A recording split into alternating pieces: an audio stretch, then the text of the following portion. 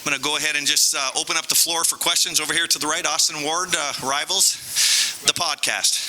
Let's just start with the quarterbacks then, right? I mean, with Devin out, Kyle got a lot more reps. Does today do anything to change your timeline or just carry this over a little bit to August? I think what you saw in the game was similar to what you've seen in practice. Some good things, some things that you'd like to see a little bit better, but he's growing.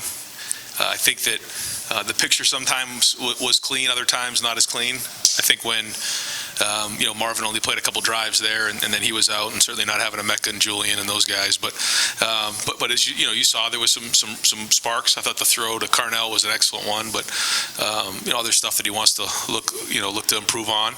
So we'll get on the film and figure out what that was. And sometimes it's hard out there because there's so much going on, and it's going fast because you're calling it back and forth. So overall 15 practices, and there was improvement there.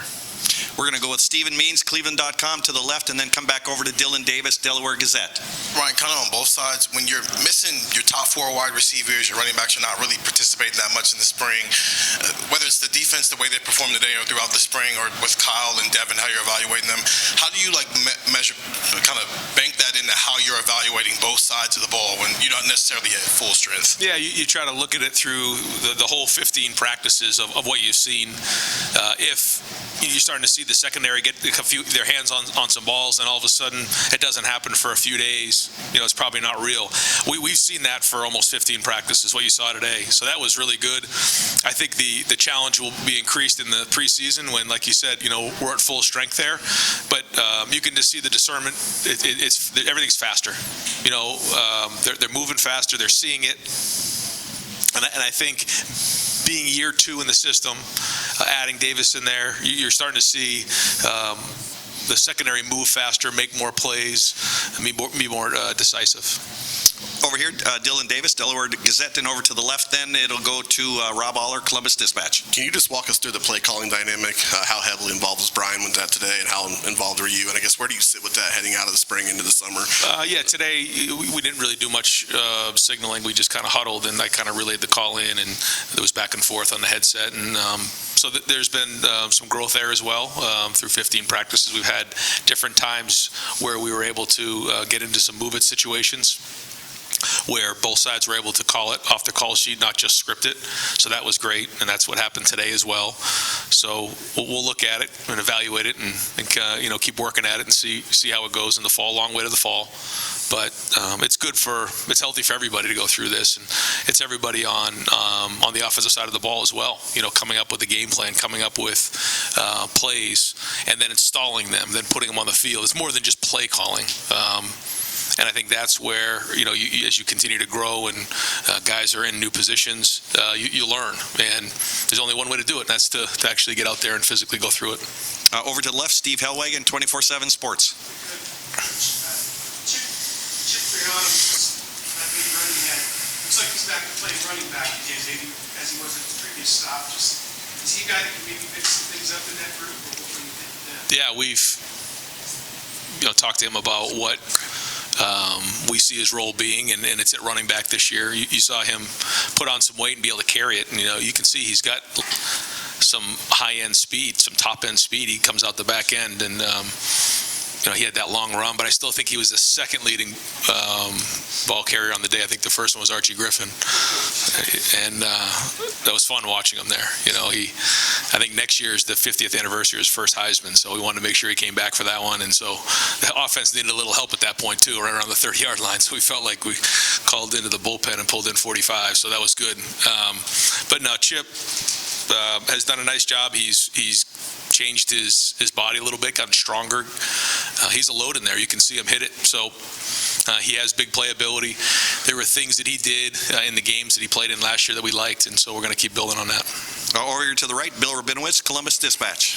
Ryan, the offensive line has been a big issue all spring. What did you see today? How concerned are you overall? Inconsistent. I thought that there was some good things, but we need more consistency there. The good news is on defense, we're getting in the backfield and creating confusion and chaos. So it's one of those things where you always want. Fans about the Cohesion Foundation 50/50 raffle. It is now closed for the day, and we thank all of you who participated in the raffle. I got it, Jerry. Can't escape it. Yeah, that's right. Yeah. No matter where you turn, it's right there. Nails everywhere. See Austin. What was the question? Yeah, about the offensive. Yeah. So good to see the defense make some plays, and that was good. But we need more consistency there. Yeah. Over to the left, Cam Teague Robinson, the Athletic. Ryan, kind of off the offensive line question. You guys mix and match a lot all spring just to figure out what works, what doesn't. When you talk about consistency, how do you evaluate consistency when you might have a different tackle guard combination in different times? Yeah, I don't know if that matters as much. I know what you're saying. I think that's more during the season when you start to get into calls and things like that. We were very vanilla on defense today. We didn't blitz one time, so there really isn't a lot of communication. That this is one-on-one, me against you technique. That's what really the spring is, we think, and then we start getting to schematics more. We did it a little bit at the end of spring, but more in the preseason. So this is about being able to consistently do it. When you flash, when we say, he flashed, what does that mean? That means he's done it once or twice. You've seen him do it. It's like coming home with an A in algebra. Then you expect to come home with an A in algebra all the time. You can't come home with a C then, in the second marking quarter or marking period. So that's what we're looking for. And that's what separates good from great players, is being able to do it all the time. We need to see more of that. We're going to go over here to the right, Tim May with on three, and at the same time, I'm going to bring Denzel Burke and Cody Simon and set them up in the back for anyone that wants to talk to them there. Go ahead, Tim, and then we'll go back over to the left, Rob Aller. Ryan, leaving the field after that game against Georgia, you were kind of, disappointed in the defense, I guess is the best way of putting it, right? Do you leave here today with like a renewed optimism? I mean, how would you explain? Well, I think when you leave the spring, you get a feel for where things are. And when you start the spring, it's hard. And I think you hear, me say or us say that, we'll get through the spring and we'll have a better feeling. So coming out of the spring, I do. I think the first thing was the back end explosives. You saw today, we didn't really give up a lot of explosives, maybe just a couple there in the second half. And that's important for us, we expect to score a lot of points on offense, and if we can avoid explosive plays, then that's a recipe for winning, which that was the idea in 2019, and we need to continue to do that. So as we come out of the spring, we'll evaluate it, we'll go through each position, but there's reason for optimism for sure. And real quickie, when you evaluate Cal today, do you keep in mind that, there was very little time sometimes to get things done? I mean, how do you balance all of that? Oh yeah, you take all those things into consideration. Yeah, for sure. It was. I know Devin was excited about playing in this game, so not being able to was disappointing for him. But I thought, Tristan and Kyle both, were out there competing, and it wasn't always a clean pocket, wasn't always a clean look on the back end. But I did like the throw he had for the touchdown. Those were, being able to make those throws are big down the field. When you have an opportunity to make those downfield throws, that's been the difference for us. That when we were explosive, we're at our best football, and so that was a good step in the right direction. What's that? Yeah, a little bit here and there. Yeah, but not as much as today. Over to the left, Rob Aller, Columbus Dispatch. Yeah, Ryan, every team is unique. Every team has its own identity. I think last year leadership was a big part. Is it too early to say what the identity of this team is? Maybe not on the field, but behind the scenes? No, it's something that we wanted to forge early in the off season, and it was about competing. We've talked long and hard about how there's difference between hard work and competing. Everybody's working hard. If without it, you don't have a chance. But competing means winning or losing. And so we had a lot of win or loser. I think you guys were at a couple of the practices. You heard that all the time: win or loser, compete. We have another message that we want to get in the summer. We'll get into that down the road. But it's been about competing, and that when you go against your clone, when you go against your equal, and talents equated, what are you going to win? What's your edge?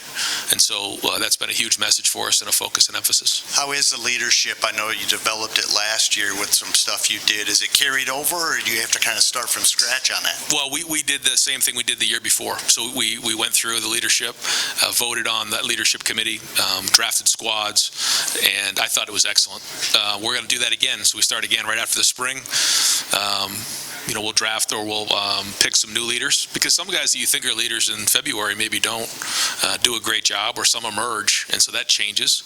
And then we'll go through and have another draft, go through the summer workouts with Mick, and then we'll have a really good idea of who the captains will be when we get into August. So this is our second year doing the leadership committee and having these squads, and I think it's really built strong leadership in the team, and I feel good about where our leadership is at right now.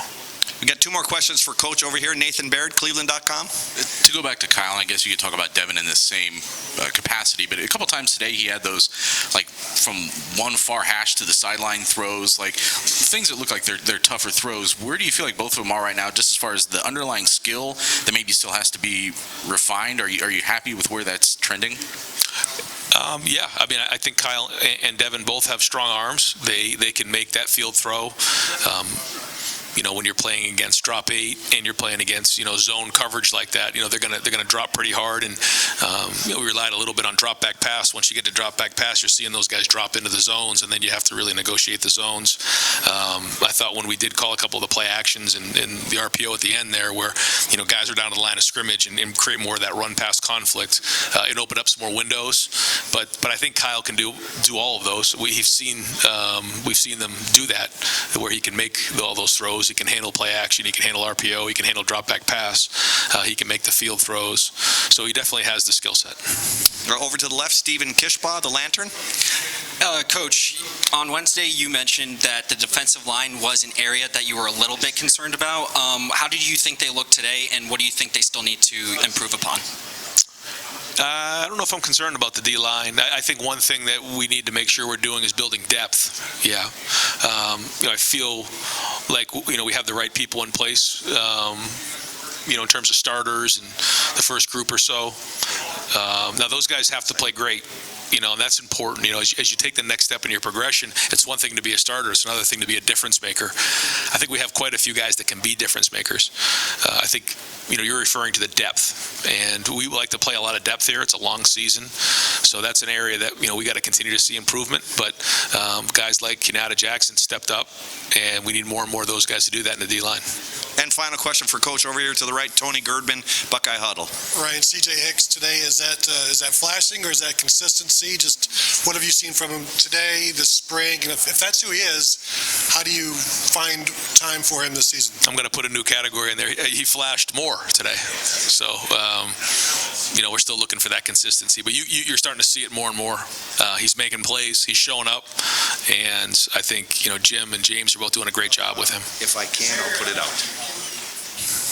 Is he a gamer more than a practicer at this point, or is it just youth? Yeah, I know what you're saying. I don't know really as much as we practice if being a gamer, really exists. I mean, certainly some guys, can handle playing games better than others, but if you don't practice well, it's hard to play well. And what we saw in practice is what we saw in the game today. Great. Coach, thank you very much. Thanks, guys.